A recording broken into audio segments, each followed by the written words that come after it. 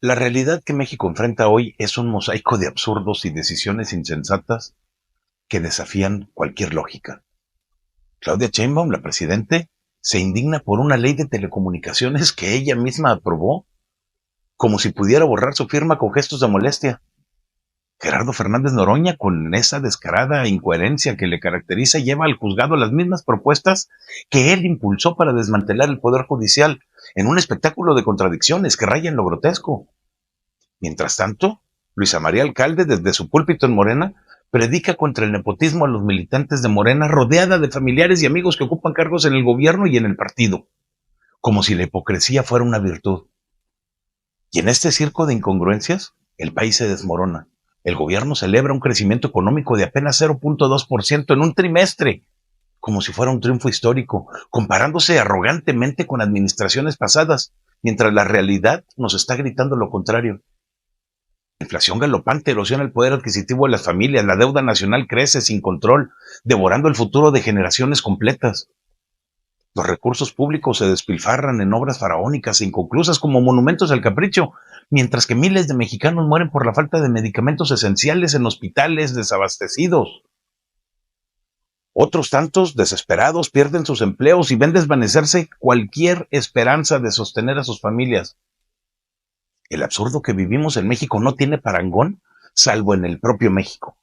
Somos un país donde la pasión por una final de fútbol eclipsa la urgencia de enfrentar el destino que nos imponen las decisiones de un gobierno indolente. Lejos de proteger a su pueblo, este gobierno parece empeñado en dañarlo, en traicionar la confianza de millones con promesas vacías y una retórica que encubre su incapacidad. México merece más que este espectáculo de incoherencias, merece un liderazgo que honre su grandeza y no que la esté pisoteando.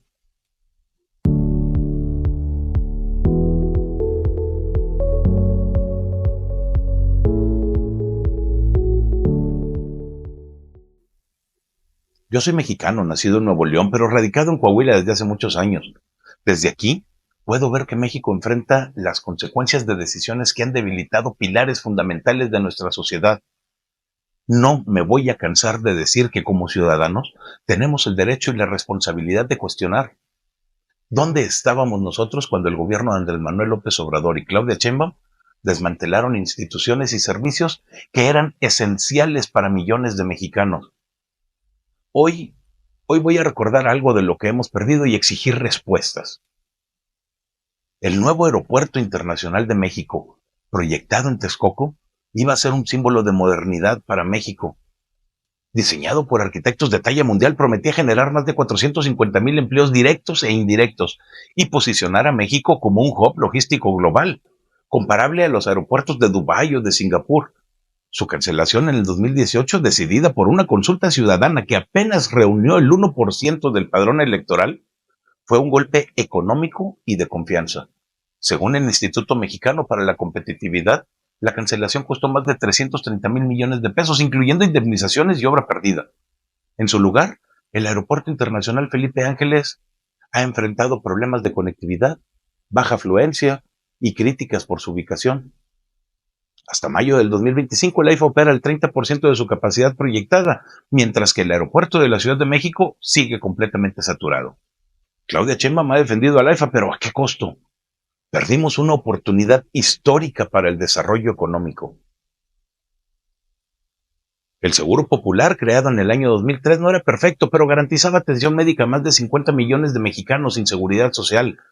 En 2020, AMLO lo eliminó, argumentando ineficiencias, y prometió reemplazarlo con el INSABI, un sistema que colapsó por falta de estructura y recursos, a pesar de que se perdieron 2,400 millones de pesos. La promesa de un sistema de salud como el de Dinamarca quedó en palabras. Hoy la Comisión Nacional de Derechos Humanos dice que el 40% de los hospitales públicos carecen de medicamentos esenciales y el personal médico enfrenta condiciones precarias. Pacientes con enfermedades crónicas como diabetes o hipertensión deben comprar sus propios medicamentos a pesar de que están pagando el seguro social o esperar meses. La megafarmacia, anunciada como solución, ha sido criticada por su ineficacia. En 2024 solamente surtió el 2% de las recetas solicitadas, según reportes de Mexicanos contra la Corrupción. Claudia Sheinbaum, como jefa de gobierno y ahora como presidenta, no ha revertido esta crisis. ¿Cuántas vidas se han perdido por esta negligencia? Las estancias infantiles eran un salvavidas para más de 300,000 madres trabajadoras, ofreciendo cuidado profesionales a niños menores de 4 años. En el año 2019, AMLO eliminó el programa acusándolo de corrupción sin presentar pruebas que fueran contundentes.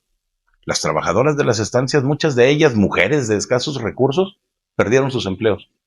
¿Y las madres? Ellas se quedaron sin opciones accesibles. Los recursos se reasignaron a programas de transferencias directas, como los apoyos a adultos mayores, que, aunque son muy populares, no resuelven la necesidad de un cuidado infantil. Según el Coneval, la desaparición de las estancias aumentó la vulnerabilidad de las familias monoparentales encabezadas por mujeres. Claudia Sheinbaum no ha propuesto alternativas claras. ¿Dónde está el compromiso con las mujeres trabajadoras y sus hijos? ¿Realmente llegaron todas? El programa de escuelas de tiempo completo beneficiaba a 3.6 millones de estudiantes en 27,000 escuelas, ofreciendo educación extendida, actividades extracurriculares y alimentación para niños en situación de pobreza. En el 2022, AMLO lo canceló argumentando que era un gasto innecesario. Esta decisión dejó a miles de niños sin un espacio seguro para aprender y comer, aumentando el riesgo de deserción escolar. Según el INEGI, la pandemia ya había generado un rezago educativo para 5.2 millones de estudiantes y la eliminación de este programa agravó la situación. Claudia Sheinbaum, como presidente, no ha mostrado ningún interés en restaurar el programa, priorizando otros proyectos. ¿Qué futuro les espera a estos niños cuando les quitamos las herramientas para salir adelante? La estrategia de abrazos, no balazos, ha sido un fracaso rotundo. México vive una de las peores crisis de inseguridad en décadas, con más de 180,000 homicidios dolosos entre 2018 y 2024, según el Secretariado Ejecutivo del Sistema Nacional de Seguridad Pública. La Guardia Nacional, creada por Andrés Manuel como la gran solución, ha sido criticada por su enfoque militarizado y la incapacidad que tiene para reducir la violencia.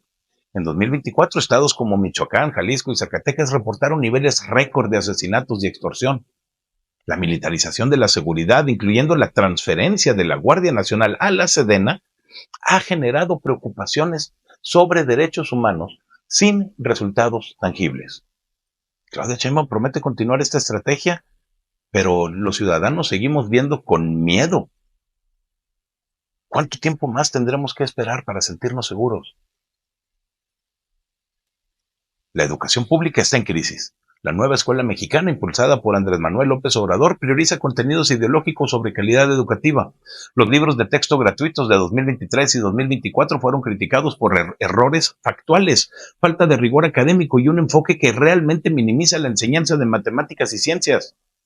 Según la prueba PISA de 2022, México cayó en los rankings de lectura, matemáticas y ciencias, con un rezago educativo agravado por la pandemia.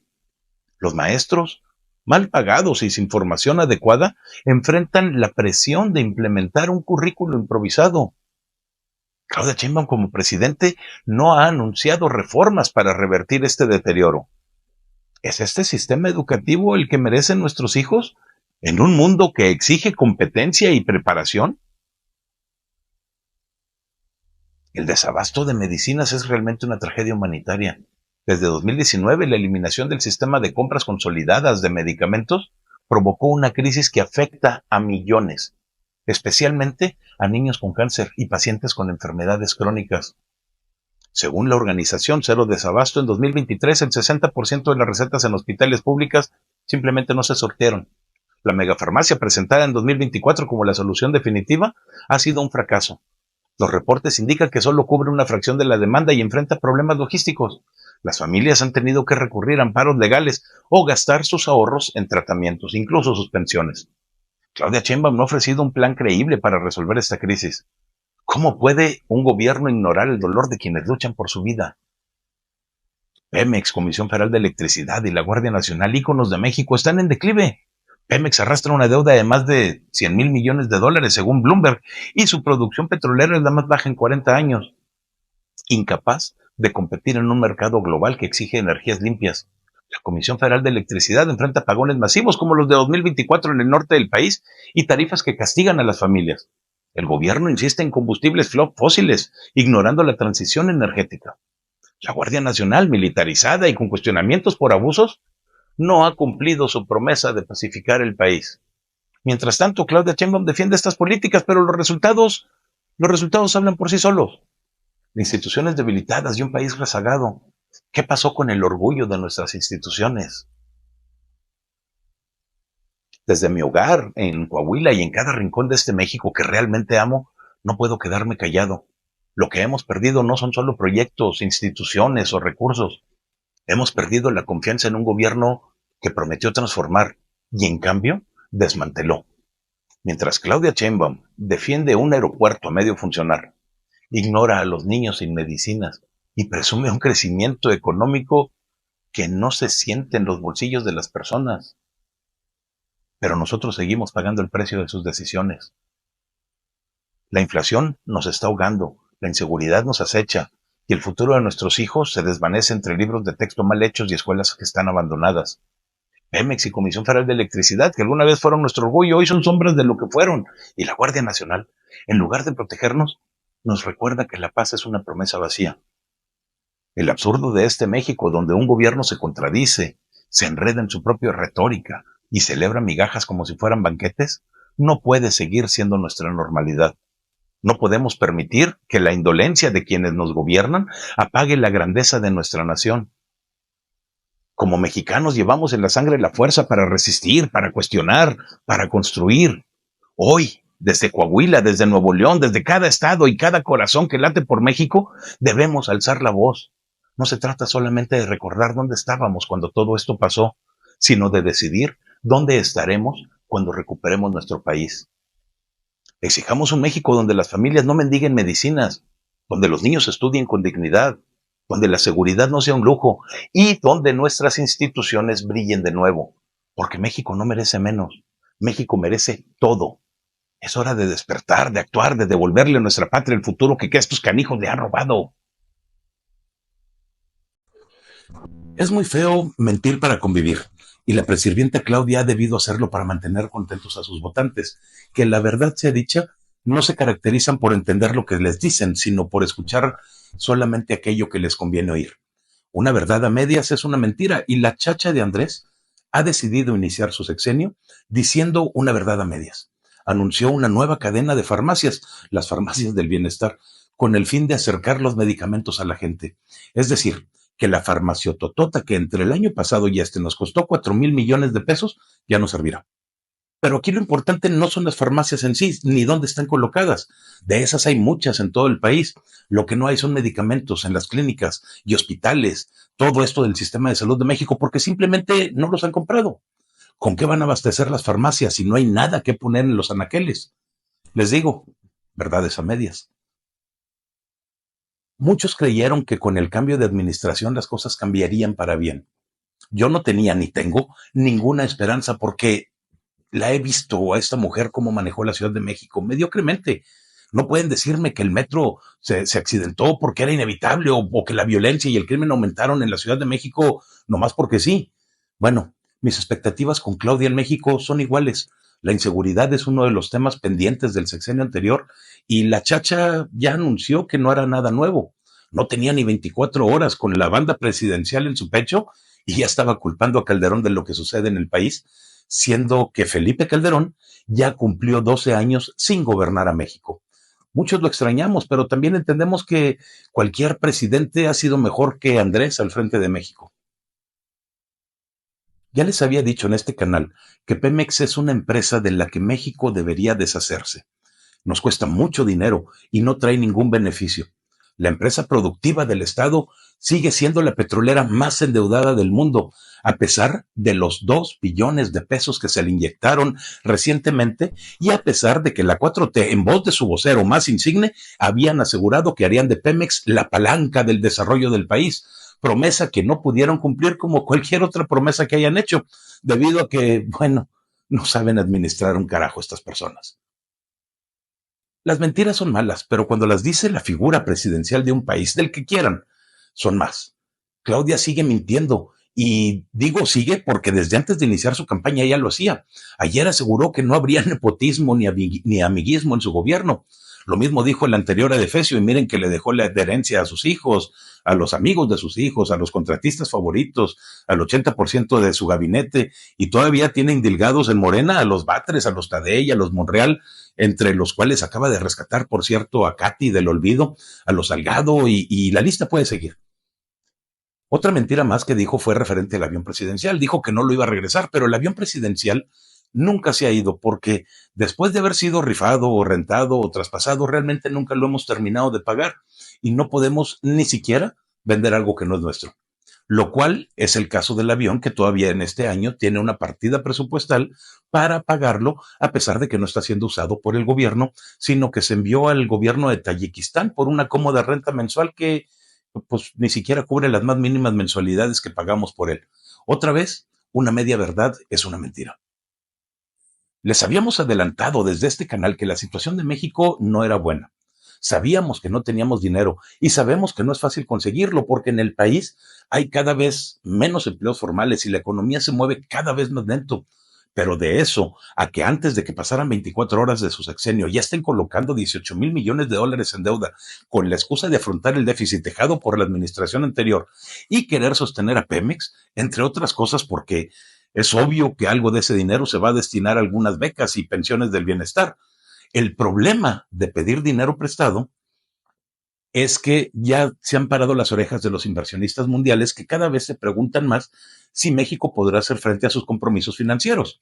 La colocación de la deuda de 18,000 millones de dólares ha hecho crecer el pesimismo en el mercado y se estima que el crecimiento de México será tan solo de un 1% en el primer año de la mucama del bienestar, muy lejos del 6% prometido por el anciasno que anteriormente gobernaba y del 4,5% prometido en campañas. Nada de esto mejorará si no se detienen las aspiraciones expresidenciales de desaparecer los organismos autónomos y de quitar la autonomía al Poder Judicial. Reformas que ya dijeron los cuatruteros que no dejarán de pasar, ya que tienen una mayoría calificada y legal en el Congreso y no la quieren desperdiciar. Hablando del Congreso, el flamante e imbañable presidente del Senado, Gerardo Fernández Noroña, dijo en entrevista con medios de comunicación que el Senado ignorará las suspensiones judiciales y convocará a elecciones de jueces y magistrados, como lo dice la nueva ley que acaban de reformar al Poder Judicial. Asegura el convenenciero político que no hay ningún recurso que valga para detener una reforma constitucional, ni el proceso electoral. Ya de una vez que diga abiertamente que no hay orden constitucional en México, porque se lo van a pasar por el arco del triunfo. Al final de cuentas es lo que están haciendo al desconocer las determinaciones de un poder de la Unión, caso que demuestra que en México tenemos todo menos unión. La celebración del 2 de octubre quedó relegada ante la sarta de noticias que nos dio el Poder Ejecutivo en manos de la muchacha de la prosperidad. Hoy se celebra un año más de aquel fatídico día en que muchos estudiantes mexicanos desaparecieron y perecieron a manos del ejército mexicano. Los líderes de aquel movimiento, al menos algunos de ellos, todavía siguen haciendo el triste papel de políticos de segunda y siguen quejándose del tirano de aquel viejo sexenio, pero ninguno de ellos se ha manifestado el día de hoy o ayer, cuando se supo que militares mexicanos dispararon contra migrantes desarmados en Chiapas, dejando 6 personas fallecidas y 10 lesionadas. En menos de 24 horas, además de las mentiras ya dichas, también tiene Claudia su primer masacre. ¿Cuál será la excusa oficialista en este caso? ¿Van a culpar a Calderón o preguntarán cuánto gana Loret? Hay quienes dicen que todavía tenemos que darle el beneficio de la duda a Claudia. Dicen que hay que verla con perspectiva de género y seguirla de cerca para ver con cuánta responsabilidad usa el gran capital político con el que llegó a Palacio Nacional. Yo solamente quiero recordarles a esas personas que primero, la perspectiva de género no arregla ni soluciona los problemas del país. La economía no mejorará simplemente porque la que dirige el destino de los millones de mexicanos sea mujer, hombre, ente, monstruo o quimera. Y segundo, la señora no llegó a Palacio Nacional. En Palacio Nacional sigue habitando el esperpento del sexenio pasado. Tenemos que entender que la marioneta principal del circo guiñol del país tiene miedo. Tiene miedo porque sabe que las cosas están difíciles en el país por el descontento de una gran parte de la población. Mucho de ello se manifiesta en la compra de las 50 Suburban blindadas para uso gubernamental y se vuelve a poner de manifiesto ahora que fue a Acapulco a supervisar los daños dejados por el huracán John el fin de semana pasado, en el que ella estaba festejando en el Zócalo la despedida de Andrés con bombo y platillo. La señora no puso un pie afuera de la base naval de la ciudad. Nadie toleraría verla en estos momentos y no dudo que lo menos que le pudiera pasar sería que le arrojaran una botella de agua como lo hicieron con el psicópata la semana antepasada. A pesar de que votaron por ella en Acapulco, no la quieren ver ni en pintura.